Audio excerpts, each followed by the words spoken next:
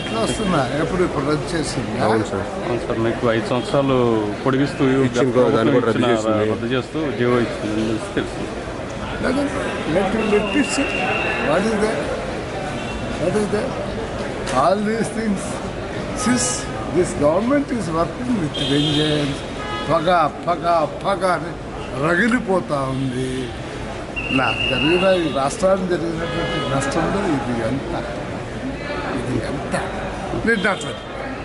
Right. I will fight in the court. Okay sir. వాళ్ళ పని అది. Okay sir. ఎవడు సరిపోకపోతే వాడి మీద పగ. దీన్నే ఫ్రాక్షనిజం. నీకు సర్కారాలకు ఫ్రాక్షన్ అంటే ఎందుకంటే వాడు ఫ్రాక్షనిస్ట్ అంటాడు. శాంతి కరెక్ట్గా కాదు. వాడు చంపిన తర్వాత వాడి ఆర్థిక మూలాలన్నీ కట్ చేయాలి. అర్థమైందా? వాడి భార్య పిల్లలు అడక్కిరాల.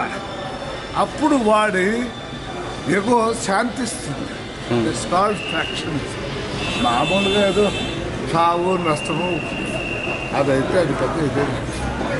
అది ఎవరినైనా సరే మొదట వాడి మూలాలు నష్టపరచాలా, వాడు భార్య పిల్లలు అడక్కి తింటారంటే చూసి వాడి ఎగో ఉందే దాన్ని శాంతింపజేసుకుంటే ఫ్రాక్షన్.